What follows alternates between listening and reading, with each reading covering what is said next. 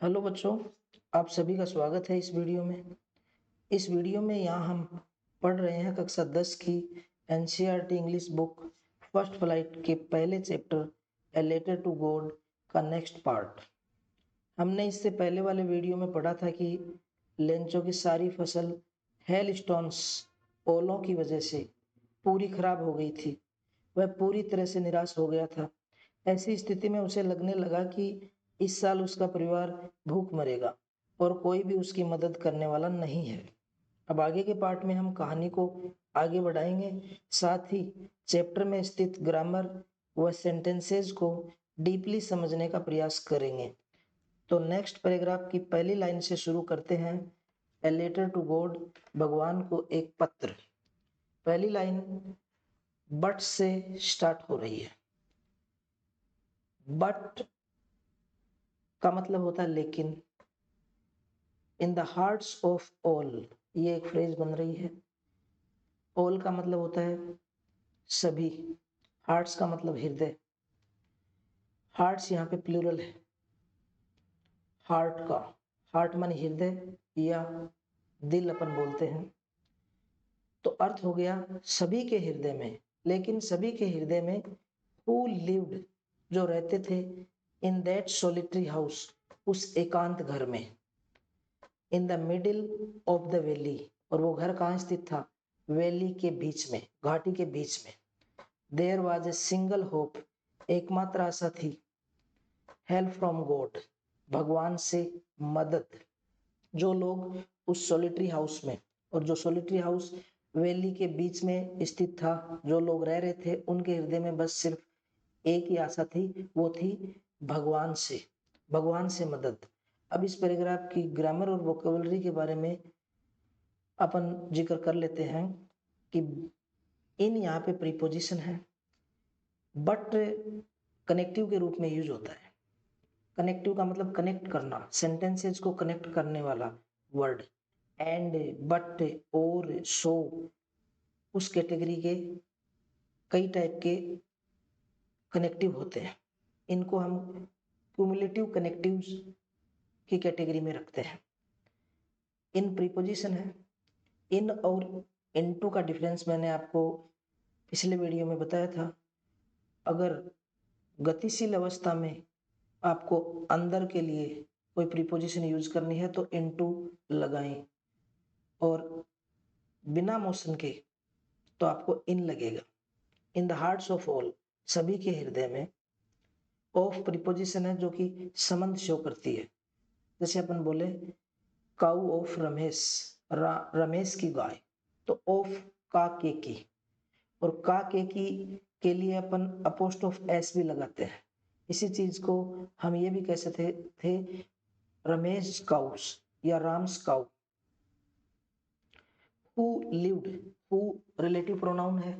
Lived in that solitary house, उस एकांत घर में रहते थे। In the middle of the valley, there was a single. There की बात करें अपन, देयर एक डमी सब्जेक्ट है यहाँ पे। इट और देयर बहुत से सेंटेंसेस में स्टार्टिंग में आते हैं, उनका कोई अर्थ नहीं बनता है सेंटेंस में, इसीलिए हम इनको डमी सब्जेक्ट कहते हैं। जैसे चुनाव में डमी फॉर्म भरवाए जाते हैं, उसी प्रकार ये भी एक डमी सब्जेक्ट है। अपन ने छठी, सातवीं, आठवीं, नौवीं में स्कूल का निबंध लिखा था। उस समय एक दो लाइनें अपन देयर से शुरू करके लिखते थे, आपको ध्यान हो तो। There are 20 teachers in my school, मेरे विद्यालय में 20 अध्यापक हैं। वहां पे देयर का कोई अर्थ नहीं बनता है, सीधा अपन यही बोलते हैं मेरे विद्यालय में 20 अध्यापक हैं। देयर का एग्जैक्ट अर्थ तो अगर एडवर्ब के रूप में लें तो वहां होता है, प्लेस एडवर्ब। लेकिन ये डमी सब्जेक्ट के रूप में यूज होने पर इसका कोई अर्थ नहीं होता, यहाँ पे इसका कोई अर्थ नहीं होगा। There was a single hope, एकमात्र आशा थी। अब सिंगल की बात करें अपन, सिंगल एक डिटरमाइनर है। डिटरमाइनर कई छोटे छोटे शब्द आपको पैराग्राफ में मिलेंगे जिनको पहचान सकते हैं हम। ए एन दी मिलता है, वो डिटरमाइनर है। डिटरमाइनर का मतलब जो नाउन को डिटरमाइन करते हैं। वो ये निश्चित करते हैं कि आगे कहीं न कहीं उस फ्रेज में संज्ञा शब्द आएगा, ये निश्चित है। ए एन दी अगर यूज होता है कहीं भी तो निश्चित रूप से मान लेना उस फ्रेज में, उस टुकड़े में कहीं न कहीं आगे हेडवर्ड के रूप में संज्ञा जरूर आएगी। इसी प्रकार आपके दिस दैट दीज दोज ये भी डिटरमाइनर होते हैं। ये जो सिंगल है ये डेफिनेट न्यूमरल्स की कैटेगरी में आता है। 3 टाइप के होते हैं definite numerals. Number 1 cardinals, number 2 ordinals और नंबर 3 मल्टीप्लिकेटिव्स। कार्डिनल्स में कौन से आएंगे? 1 2 3 4 5 6 जितनी भी काउंटिंग है ना वो कार्डिनल्स डिटरमाइनर होते हैं। इनके आगे हमेशा नाउन आती है। जैसे अपन बोले कि 1 बुक, 1 काउ, 50 रूम्स, तो रूम, काउ ये सारी की सारी संज्ञाएं हैं। उसी प्रकार ऑर्डिनल्स होते हैं, उनके अंदर 1 का फर्स्ट बन जाता है, 2 का सेकंड बन जाता है, 3 का थर्ड बन जाता है, फिर 4th 5th 6th 7th ये ऑर्डिनल्स के अंदर आते हैं। और तीसरे मल्टीप्लिकेटिव्स, इनमें 1 फर्स्ट की कैटेगरी में आगे चलता है, सिंगल, डबल, फिर तीसरा शब्द थ्राइस आ जाता है, फिर चौथा शब्द फोल्ड लग के बनता है, 4 फोल्ड, 6 फोल्ड, 5 फोल्ड, ये सब डिटरमाइनर्स है। होप का मतलब आशा, यहाँ होप संज्ञा के रूप में आई है। हेल्प फ्रॉम गॉड, ईश्वर से मदद, और हेल्प भी यहाँ पे संज्ञा के रूप में आई है, और फ्रॉम प्रीपोजिशन है। अब इसी पैराग्राफ में आप देख रहे हैं इन प्रीपोजिशन आ गई, ऑफ प्रीपोजिशन आ गई, और आगे देखिए फ्रॉम प्रीपोजिशन आ गई। तो इन शब्दों को पहचानते चलेंगे तो ये ग्रामर अपनी बहुत अच्छी बन जाएगी। देखिए नियम याद करके हम ग्रामर को कतई नहीं सीख सकते, वाक्यों में प्रयोग करते हुए हम अगर इसे सीखने का प्रयास करेंगे तो निश्चित रूप से ये चीज हमारी स्थायी मेमोरी में सेट हो जाएगी और हम देखते ही ग्रामर को अच्छी तरीके से समझ जाएंगे। दूसरी बात ये कि कंपटीशन एग्जाम्स के अंदर जब भी ग्रामेटिकल क्वेश्चन पूछे जाते हैं तो हमें चांस ही नहीं मिलता है नियमों को याद करने का। ऐसी स्थिति में तुरंत अपने सामने सेंटेंस के आधार पे ही हमें उस ग्रामर के क्वेश्चन को हल करना पड़ता है। नेक्स्ट पैराग्राफ में चलते हैं। डोंट बी सो अपसेट, ज्यादा अपसेट न होइए। यहाँ पे डोंट से शुरू ये सेंटेंस इंपेरेटिव सेंटेंस कहलाता है। मैंने कल आपको वर्ब की फर्स्ट फॉर्म से शुरू होने वाले इंपेरेटिव सेंटेंस के बारे में बताया था। अब आज मैं उस बात को कंप्लीट कर देता हूं कि इंपेरेटिव सेंटेंस 4 प्रकार के होते हैं। वर्ब की फर्स्ट फॉर्म से शुरू, डोंट से शुरू, प्लीज काइंडली से शुरू और लेट से शुरू। ओपन द डोर, दरवाजा खोलो, उसमें आदेश या सलाह मिलेगी। डोंट ओपन द डोर, दरवाजा मत खोलो, यह एक नेगेटिव नकारात्मक सेंटेंस बन जाता है। इसके अंदर मनाही होती है किसी काम के लिए, यानी मत करो। प्लीज और काइंडली से अगर सेंटेंस शुरू होता है तो वो रिक्वेस्ट वाला सेंटेंस बनता है, वो भी इंपेरेटिव सेंटेंस है। और लेट से बनता है तो वो भी इंपेरेटिव है। ओपन द डोर का मतलब होता है दरवाजा खोलो, डोंट ओपन द डोर का मतलब दरवाजा मत खोलो, प्लीज ओपन द डोर का मतलब दरवाजा कृपया खोलो, और let me open the door का मतलब होता है मुझे दरवाजा खोलने दो।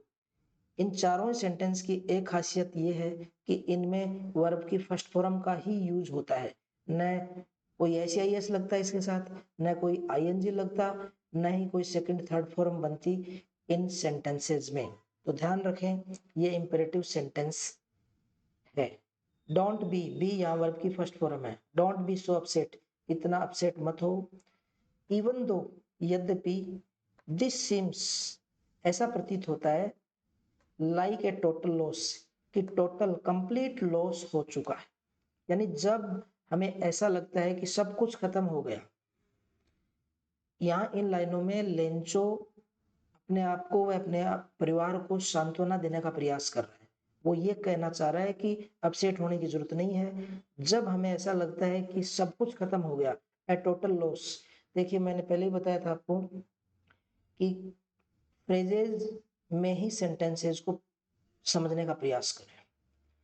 आगे का वाक्य है रिमेंबर, उस समय याद रखो, यानी जब सब कुछ खत्म होता हुआ प्रतीत होता है तो याद रखो, no one dies of hunger, कोई भूख से नहीं मरता।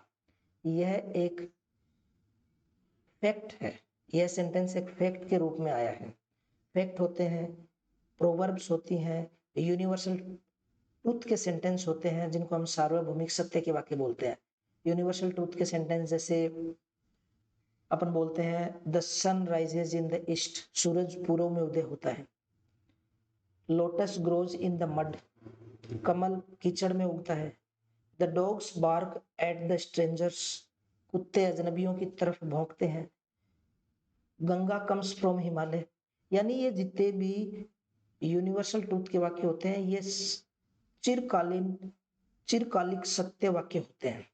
सूरज पहले भी पूर्व में उदय होता था और आगे भी पूर्व में ही उदय होगा।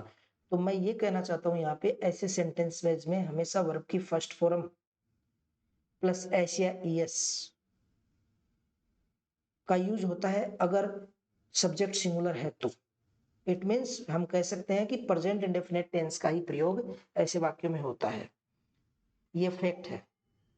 नेक्स्ट पैराग्राफ में हम देखते हैं दैट्स व्हाट दे से, ऐसा कहा जाता है, ऐसा ही है जो कहा जाता है। व्हाट मतलब जो यहाँ पे बनेगा दैट्स। अब यहाँ पे मैं आपको बता देता हूँ ये अपोस्ट्रोफ एस लगा है। अगर किसी नाउन के साथ अपोस्ट्रोफ एस लग जाता है ना, कोमा लग के एस, तो उसका मतलब का के की होता है। लेकिन यहाँ पे ये दैट प्रोनाउन है, demonstrative pronoun, this that these those. इसके साथ ये जो एस लगा हुआ है ये वर्ब है, इज, और इसको हम कह सकते हैं ये इसका कॉन्ट्रैक्टेड फॉर्म है। इट्स भी सुना होगा आपने कई बार, इट्स वेरी वेल, वो होता है इट इज वेरी वेल। आगे देखिए दैट्स व्हाट दे से, यही है जो वो कहते हैं। No one dies of hunger, कोई भी भूख से नहीं मरता। यही सेंटेंस दोबारा रिपीट हुआ है। नेक्स्ट पैराग्राफ में देखिए ऑल थ्रू द नाइट, पूरी रात भर। ये ऑल थ्रू शब्द पहले भी आया था, ऑल थ्रू मॉर्निंग आपने पिछले पार्ट में पढ़ा होगा। पूरी रात भर। लेंचो थॉट, लेंचो ने सोचा। थिंक की second form thought, think thought thought, क्या सोचा? Only of his one hope, केवल अपनी एकमात्र आशा के बारे में। और क्या आशा थी उसको? भगवान से help, the help from God. और वो उसकी आशा क्या थी? भगवान से हेल्प। हुज आइज, जिसकी आंखें। ये हुज शब्द ध्यान से देखना, हु पढ़ा था अपन ने सेंटेंस के बीच में, जब भी आता है हु, हुज, होम, हालांकि ये WH वर्ड है लेकिन ये क्वेश्चन नहीं बना सकते। अगर ये शब्द सेंटेंस की शुरुआत में आएंगे, जैसे हु किल्ड रावण, तो हु शुरू में आ गया। लेकिन यहाँ पे हु अगर बीच में आता है तो रिलेटिव प्रोनाउन होता है, यानी वो रिलेशन शो करता है सब्जेक्ट के साथ। हुज का मतलब होगा जिसकी, आइज मानी आंखें, जिसकी आंखें। यहाँ किसकी आंखों की बात हो रही है? गॉड की, ईश्वर की। एक बात ध्यान रखना, हुज के जस्ट आगे जो भी नाउन्स आती है ना, उनमें ध्यान रखना, एक तो निर्जीव वस्तुएं, दूसरी बॉडी पार्ट्स के नाम आ सकते हैं, तीसरा कोई रिलेशन। जैसे मैं बोलूं कि this is the boy whose mother is a teacher, ये वो लड़का है जिसकी माँ एक टीचर है, तो हुज के आगे मदर आए। और सेंटेंस बोले this is the cow whose tail has lost, जिसकी पूंछ खो चुकी है। तो यहाँ पे टेल क्या हो गया? पूंछ हो गई, बॉडी पार्ट हो गया। इसके अलावा कोई वस्तु आ सकती है, जैसे this is the boy whose book has lost, book आ गया। इसी प्रकार यहाँ हुज रिलेटिव प्रोनाउन को अच्छी तरीके से समझें। हुज आइज, जिसकी आंखें, as he had been instructed, मानो कि उसे इंस्ट्रक्ट किया गया हो, यानी उन आंखों को इंस्ट्रक्ट किया गया हो या ईश्वर को इंस्ट्रक्ट किया गया हो। ही यहाँ पे आया है गॉड के लिए। हैज बीन इंस्ट्रक्टेड, ये जो सेंटेंस है ये पैसिव वॉइस का सेंटेंस है। दो टाइप के सेंटेंसेस अपने चैप्टर में चलते हैं टेक्स्ट में, एक्टिव का और दूसरा पैसिव वॉइस का। एक्टिव का जो सेंटेंस होता है वो ध्यान रखें टेंस के रूल्स के अकॉर्डिंग होता है। जिस टेंस की हेल्पिंग वर्ब होगी उसी की मेन वर्ब साथ में आएगी। जैसे I have completed my homework, have present perfect की हेल्पिंग वर्ब है और कंप्लीटेड वर्ब की थर्ड फॉर्म है, और प्रेजेंट परफेक्ट टेंस में हमेशा यही चीज आती है। लेकिन इसी सेंटेंस को अगर हम ये बोल दें कि my homework has been completed, अब यहाँ आप देखोगे कि हैज के आगे बीन लग गया और कंप्लीटेड। अगर अपन टेंस की बात करें तो हैज बीन और have been present perfect continuous tense में लगता है, लेकिन इस उसके आगे हमेशा वर्ब की फर्स्ट फॉर्म प्लस आईएनजी आती है। और अपन ने लगाया है my homework has been completed, यानी कंप्लीटेड थर्ड फॉर्म है। थर्ड फॉर्म पैसिव वॉइस की वजह से आया है। थर्ड फॉर्म सभी प्रकार के परफेक्ट टेंसेज में यूज होती है, थर्ड फॉर्म पैसिव वॉइस में यूज होती है, और थर्ड फॉर्म वर्बल एडजेक्टिव अगर बनाना हो यानी पार्टिसिपल तो भी थर्ड फॉर्म का यूज होता है। ये शब्द आपको नए लग रहे हैं, लेकिन जैसे जैसे बार बार इनको सुनोगे ये सारे एग्जाम्पल्स आपके सामने आएंगे, सारी चीजें आप अच्छे तरीके से आपके लिए सरल हो जाएंगी। नेक्स्ट, सी एवरीथिंग, जिसकी आंखें जैसा कि उसे इंस्ट्रक्ट किया गया हो प्रत्येक चीज देखती है। क्या देखती है? यहाँ पे ईश्वर के लिए बताया भगवान सब कुछ देखता है, अपन कहते हैं ना उसकी आंखों से कुछ नहीं छुपा हुआ है, वही लाइन यहाँ पे आई है। Even what is deep in one conscience, यहाँ तक कि आदमी की आत्मा में भी कुछ छुपा हुआ है तो वो भी वो देख सकती है उसकी आंखें। डीप यानी गहराई में, डीप एडजेक्टिव आया है विशेषण। वंस कॉन्शियस, कॉन्शियस मानी आत्मा। Next line, Lencho was an ox, Lencho एक बैल था। लेंचो बैल कैसे था? ऑफ ए मैन, आगे की लाइन में पता चलेगा। वर्किंग लाइक एन एनिमल, यानी वो जानवरों की तरह काम करता था, इसलिए वो बैल से तुलना की गई है उसकी। लेंचो यहाँ प्रोपर नाउन है, कैपिटल लेटर में स्टार्ट हुआ है इसलिए। इन दिस फील्ड, अपने खेत में, यानी लेंचो अपने खेत में जानवरों की तरह काम करता था इसलिए उसकी तुलना ऑक्स से की गई है। बट स्टिल, लेकिन अब भी यानी फिर भी, ही न्यू, वह जानता था, हाउ टू राइट, लिखना। न्यू वर्ब की सेकंड फॉर्म है नो, के एन ओ डब्ल्यू, नो। ध्यान रखना के एन ओ डब्ल्यू में के साइलेंट होता है, उसका कोई साउंड नहीं होती है। के एन ओ डब्ल्यू, नो माने जानना, K N E W second form और K N O W N known. इसी प्रकार और भी कई वर्ब्स होते हैं जिनकी फर्स्ट सेकंड थर्ड फॉर्म इसी कैटेगरी से बनती है। जैसे blow, B L O W, blew, B L E W, B L O W N, blown. तो आगे देखिए। अच्छा, इस सेंटेंस में एक चीज और देखते हैं अपन। ही न्यू हाउ टू राइट, वह लिखना जानता था। हाउ का कुछ भी अर्थ नहीं होगा। कई बार अपन सुनते हैं कि I know how to swim, मैं तैरना जानता हूं। अगर सेंटेंस को खोल के देखें तो मैं जानता हूं क्या? हाउ टू स्विम, कैसे तैरा जाता है। लेकिन अपनी हिंदी में इस सेंटेंस को अपन सीधा ही बोलते हैं I know how to swim, मैं तैरना जानता हूं।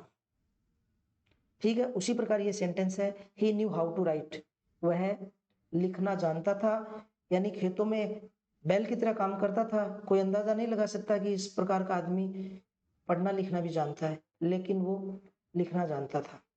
द फॉलोइंग संडे, अगले संडे को, एट डे ब्रेक, सुबह उठते ही, डे ब्रेक का मतलब होता है वो फटते ही began to write a letter, उसने एक पत्र लिखना शुरू किया।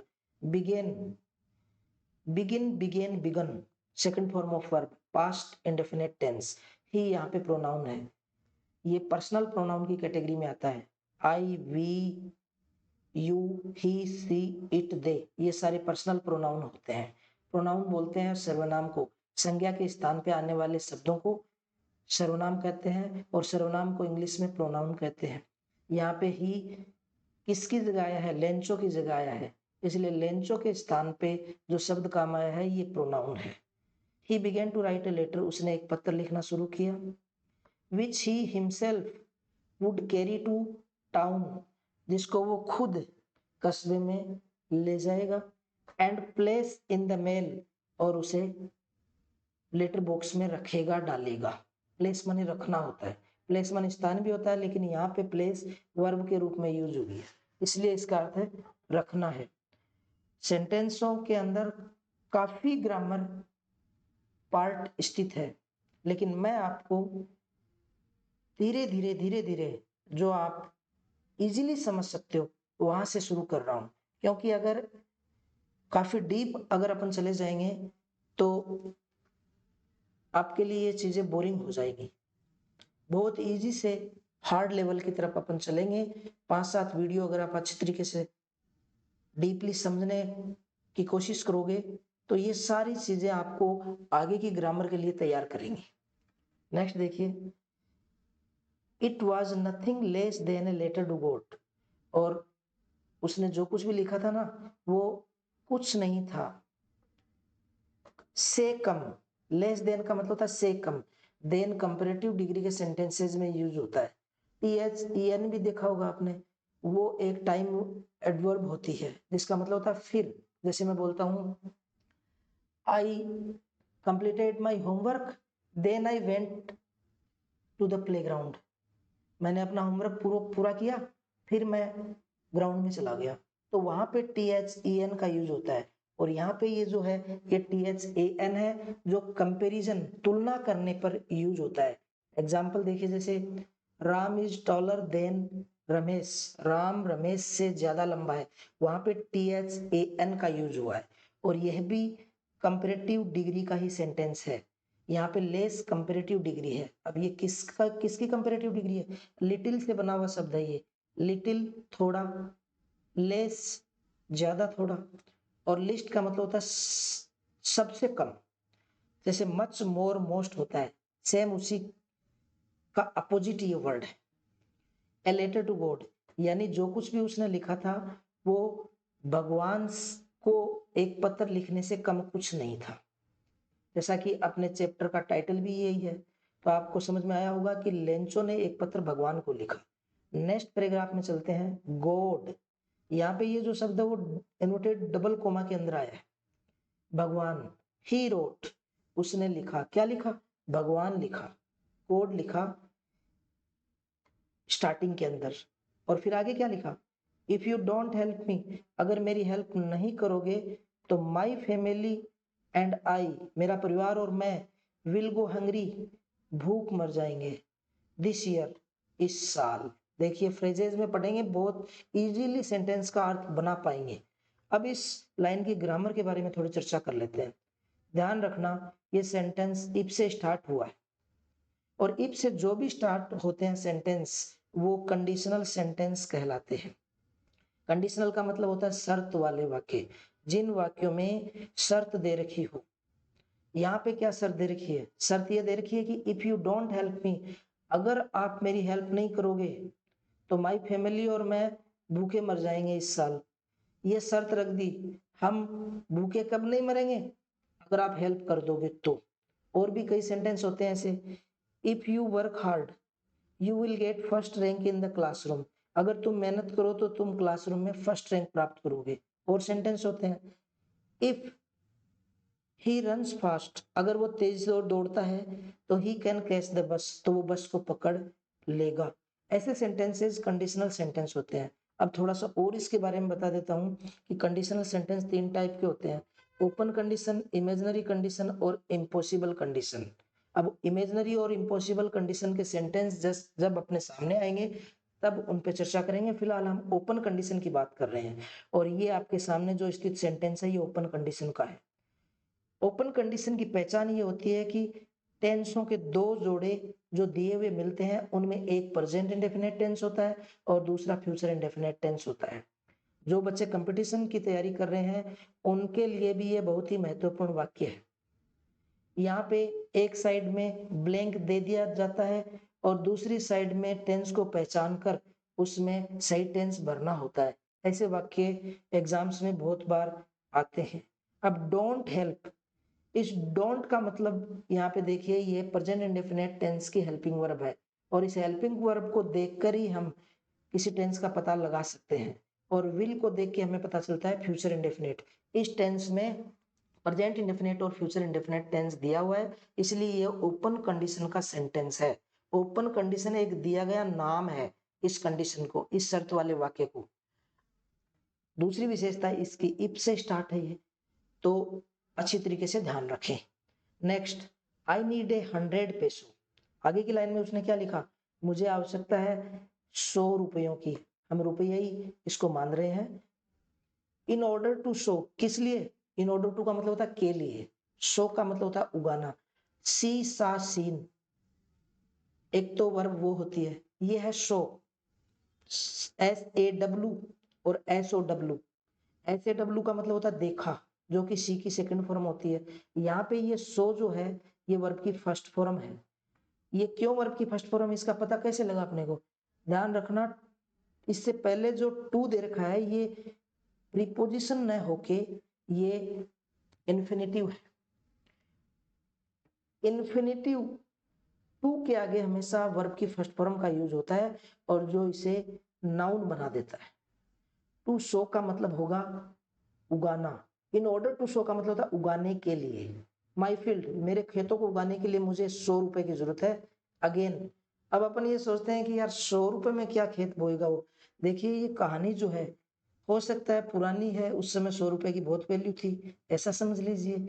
दूसरी बात ये कि पेसोज ये दूसरे कंट्रीज की करेंसी है, तो उस करेंसी का तो वैल्यूएशन अपने 100 से ज्यादा ही होगी ना, लेकिन इससे कोई फर्क नहीं पड़ता। आगे देखिए, and to live until, live माने जीवित रहना। यहाँ पे दोबारा ये सॉरी इन्फिनेटिव टू लगा हुआ है।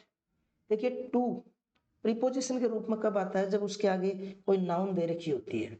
जैसे सेंटेंस बोलते हैं हम, I am going to school, मैं स्कूल जा रहा हूँ, तो स्कूल नाउन है, लेकिन यहाँ पे टू के आगे देखिए ये नाउन नहीं है, ये वर्ब है, ये क्रिया है। टू जो प्रीपोजिशन है मोस्टली डायरेक्शन शो करती है। जैसे आई वेंट टू स्कूल, तो स्कूल की तरफ। यहाँ पे टू लिव से ये नाउन बन रहा है, जीवित रहने के लिए। कब तक, द क्रॉप्स कम्स, जब तक कि फसल नहीं बन जाती उसकी, तब तक जीवित रहने के लिए वो 100 रुपए की डिमांड ईश्वर से करते हुए पत्र में लिख रहा है। बिकॉज द हेल स्टॉर्म, आगे उसने क्या लिखा है, उसने लिखा है क्योंकि ओलो ने। आगे देखिए डॉट डॉट का मतलब होता है वो आगे की कहानी हमें तो पता है ही, इसलिए यहाँ पे राइटर ने छोड़ दी। वो यही लिखना चाहता था कि ओलों की वजह से मेरी सारी फसल चौपट होगी, हमारे पास खाने के लिए कुछ नहीं है। नेक्स्ट पैराग्राफ में देखिए, ही रोट, उसने क्या लिखा, टू गॉड। टू गॉड एक एड्रेस के रूप में लिखा उसने। अपन लेटर के ऊपर एड्रेस करने के लिए टू का यूज करते हैं, जो कि एक डायरेक्शन को शो करता है। टू एक प्रीपोजिशन है यहाँ पे। जैसे अपन माध्यमिक शिक्षा बोर्ड में कोई पत्र लिख रहे हैं तो एनवलप पे लिफाफे पे ये लिखेंगे to God sorry to BSER board of secondary education, यानी वो पोस्टमैन उस एड्रेस को पढ़ेगा और अपनी तरफ से फ्रॉम लगा के लिखते हैं अपना एड्रेस। नेक्स्ट देखिए, ही रोट टू गॉड, उसने ऑन द एनवेलप लिफाफे पे लिखा to God. Put the letter inside, और पत्र को अंदर रखा। एंड स्टिल ट्रबल्ड, लेकिन अब भी परेशान था वो। वेंट टू टाउन, कस्बे में तो गया वो। वेंट सेकंड फॉर्म है गो की, go went gone. At the post office, post office में ही प्लेस्ड ए स्टाम्प, उसने स्टाम्प चिपकाया यानी टिकट रखी। कहाँ पे, ऑन द लेटर, पत्र के ऊपर। ऑन का मतलब पर। देखिए पर के लिए कई प्रीपोजिशन यूज करते हैं अपन, ऑन भी करते हैं, अपॉन भी करते हैं, एट भी लगाते हैं। एट जैसे the train is at the station, train station पर है, तो वो कोई स्टेशन के ऊपर थोड़ी है, पर के लिए यूज कर रहे हैं ना। ऑन का यूज जैसे the book is on the table, ध्यान रखें टचिंग पोजीशन में अगर कोई चीज है तो ऑन लगाएं, और अगर नियर के अर्थ में है तो एट लगाएं। जैसे my father is at home, मेरे पिताजी घर पे है, यही बोलते हैं, लेकिन वो घर पे का मतलब घर के पास, घर में है, ऐसे मान लीजिए आप। दूसरे में अपन बात करें ओवर की, तो ओवर होता है बिना छुए। जैसे पंखे की स्थिति देखिए आप अपने कमरे में, पंखा आपके ऊपर है, लेकिन क्या आपके सर पे टच है क्या? वो नहीं है। तो ऐसी स्थिति में the fan is over my head, यही बोला जाएगा। इसी प्रकार जैसे कोई प्लेन आपके घर के ऊपर से उड़ती है, तो अपन ये बोलेंगे the plane flew over my house, तो वो बिना टच किए ऊपर से उड़ी है। तो ऐसी जो प्रीपोजिशन है साथ साथ में ध्यान देते चले, बार बार अपने सामने आएंगे। And dropped it into the mail box, और उसने इस पत्र को मेल बॉक्स में डाल दिया। Drop second form of verb, past indefinite tense. Next paragraph में अपन पढ़ेंगे वन ऑफ द एम्प्लॉइज, उनमें से एक एम्प्लॉय, एम्प्लॉय बोलते हैं कर्मचारी को, उन कर्मचारियों में से एक हु वाज ए पोस्टमैन, जो कि एक पोस्टमैन था, हु रिलेटिव प्रोनाउन आया यहाँ पे, and also helped at the post office, और वो पोस्ट ऑफिस में भी काम करता था। देखिए एट आ गया, पोस्ट ऑफिस में, ठीक है। हेल्प सेकंड फॉर्म हो गई हेल्प की, यानी एक एम्प्लॉय की बात चल रही है जो कि पोस्ट ऑफिस में एक पोस्टमैन था। वेंट टू हिज बॉस, वह अपने बॉस के पास गया। बॉस कौन हो सकता है? जो पोस्ट मास्टर है पोस्ट ऑफिस में। लाफिंग, हंसते हुए गया वो, हार्टली यानी बिल्कुल खुल के, एंड शोड हिम, और उसने दिखाया। शोड सेकंड फॉर्म शो की, शो माने दिखाना। लेटर दिखाया किस?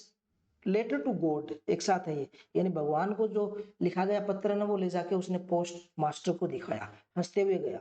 यानी आश्चर्य हो रहा था, यार भगवान के पास ये लेटर अब कहाँ दे के आए अब, ऐसा सोचते हुए वो हंस रहा था। नेवर इन इज कैरियर, यानी उसके कैरियर में एज ए पोस्टमैन, पोस्टमैन के रूप में उसके कैरियर में had in known that address, यानी पोस्टमैन ने अपने कैरियर में ये एड्रेस पहले कभी नहीं देखा। हैड नोन, देखिए हैड और वर्ब की third form, know knew known, past perfect tense, चुका था, चुकी थी, चुके थे वाला। The post master, post master कैसा आदमी था? ए फैट एमिएबल, थोड़ा मोटा, एमिएबल का मतलब था खुश मिजाज, यानी फ्रेंडली एंड प्लीजेंट, सुहावना टाइप का आदमी था, अच्छा आदमी था पोस्ट मास्टर, जिसके पास वो पोस्टमैन गया था लेटर को लेके। हेलो का मतलब होता है प्राणी। ऑल्सो ब्रोक आउट लाफिंग, वो भी लेटर के ऊपर गॉड का एड्रेस देख के हंसने लग गया जोर जोर से। ब्रोक आउट का मतलब होता है छिड़ना, हंसी छिड़ गई उसकी भी। और भी कई जगह अपन ब्रेकआउट का यूज करते हैं। ब्रेकआउट एक फ्रेजल वर्ब है, ब्रेक माने तोड़ना होता है, लेकिन इसके साथ आउट लग के ये अलग ही अर्थ देगा। और भी कई फ्रेजल वर्ब होती हैं, क्लास 12th के अंदर ग्रामर के अंदर टॉपिक है फ्रेजल वर्ब का। तो ब्रेकआउट का मतलब छिड़ना, जैसे बीमारी छिड़ जाए। Corona broke out in the city, corona शहर में फैल गई, छिड़ गई। या फिर second world war broke out in 1939, दूसरा विश्व युद्ध 1939 में शुरू हुआ था, छिड़ गया था, तो इसका मतलब छिड़ना होता है। आल्सो ब्रोक आउट लाफिंग, वो भी हंसने लग गया। बट ऑलमोस्ट इमीडिएटली, लेकिन लगभग तुरंत, ही टर्न सीरियस, पोस्टमास्टर सीरियस हो गया, गंभीर हो गया, यानी उसको फील हो गया कि यार ये हंसने वाली कोई बात नहीं है। एंड टेपिंग द लेटर, और उसने रखा पत्र को ऑन हिज डेस्क, अपने डेस्क के ऊपर। ऑन का मतलब देखिए टचिंग पोजीशन में, ये प्रीपोजिशन ऑन आ गई। कमेंटेड, और उसने क्या कहा पोस्टमास्टर ने? व्हाट फेथ, कितना विश्वास है। व्हाट से शुरू ये एक्सक्लेमेटरी सेंटेंस है, व्हाट और हाउ से सेंटेंस स्टार्ट होते हैं कई, जैसे हाउ ब्यूटीफुल शी इज, वह कितनी सुंदर है। What a big house it is, कितना बड़ा घर है। तो कितना के अर्थ में मतलब एक आश्चर्य सो होता है यहाँ पे। तो व्हाट फेथ, कितना विश्वास। आई विश, मेरी इच्छा है कि आई हैड द फेथ, मैं विश्वास रखूं ऑफ द मैन, उस आदमी का, यानी यह उस आदमी का विश्वास टूटने नहीं देना चाहता। हु रोट दिस लेटर, जिसने ये पत्र लिखा। Who relative pronoun, wrote second form of verb, past indefinite tense. और दिस यहाँ पे डिटरमाइनर का यूज हो रहा है, demonstrative determiner, this that this those, क्योंकि इनके जस्ट बाद में नाउन आती है, नाउन लेटर है यहाँ पे। Starting up A correspondence with God, यानी इतना विश्वास कि इसने भगवान के साथ ही पत्र व्यवहार शुरू कर दिया। स्टार्ट माने शुरू करना, कोरेस्पॉन्डेंस माने पत्र व्यवहार करना, विद गॉड भगवान के साथ ही। सो इसलिए in order not to shake, यानी नहीं हिलाने के लिए, क्या नहीं हिलाने के लिए, द राइटर्स फेथ, उस लेखक का विश्वास, इन गॉड यानी भगवान में जो विश्वास है उसको नहीं टूटने देने के लिए, postmaster came up with an idea, postmaster के दिमाग में एक आइडिया आया। क्या आइडिया था? आंसर द लेटर, उसकी इच्छा हुई कि इस पत्र का जवाब दूंगा।